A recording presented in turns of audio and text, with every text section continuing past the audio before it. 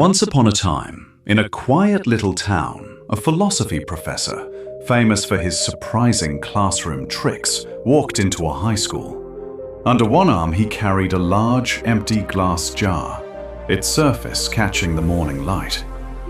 The students leaned forward. This was clearly not going to be an ordinary lesson. Without a word, the professor set the jar on the table. From beneath the desk, he drew out a cloth bag filled with fist-sized stones. One by one, he dropped them in. Soon the jar looked packed to the brim. "Tell me," he asked with a playful smile, "is this jar full?" A chorus of curious voices rang out. "Yes." The professor only nodded, then produced a smaller bag of pebbles. He tilted it, letting the pebbles cascade down like a soft rain. They slid into the gaps between the big stones with a gentle rattle. "Full now?" he asked.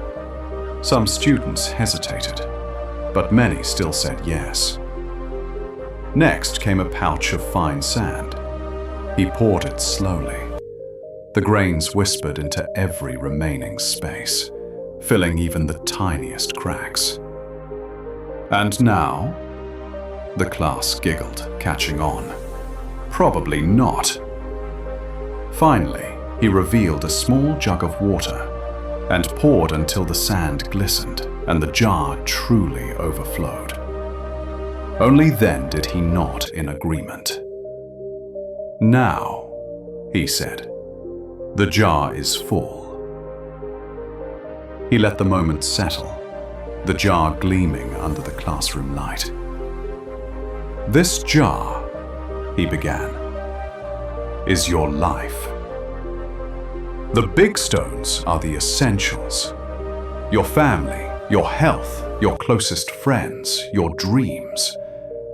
Even if everything else were lost, as long as these remain, your life would still be full. The pebbles are the other things that matter. Your job, your house, your car. The sand is the small stuff, the endless errands and trivial worries." His eyes sharpened. "If you fill the jar with sand first, there's no room for the stones. If you spend all your energy on the small and the urgent, you'll crowd out what truly matters." A thoughtful silence followed, until one brave teenager raised her hand. "Professor," she asked, "then what about the water?" The professor's smile softened. "Ah, the water is life's little joys. No matter how full your schedule seems, there's always room for a quiet cup of tea with a friend, a sudden laugh, a walk at sunset. Moments of simple connection will always find their place, if you let them." He looked around the room, his voice low but steady. "Guard your stones. Give them time first, your loved ones, your health, your passions.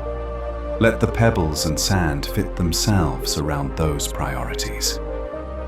Only then will your life feel whole." This story teaches us that a rich life is not about cramming every hour with tasks, but about protecting what truly gives it meaning. Put your stones, family, health, dreams, before the pebbles and the sand.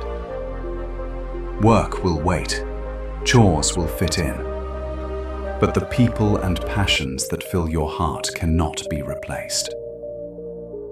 Choose wisely, and you will always have space for the water. Those small, beautiful moments that make each day worth living.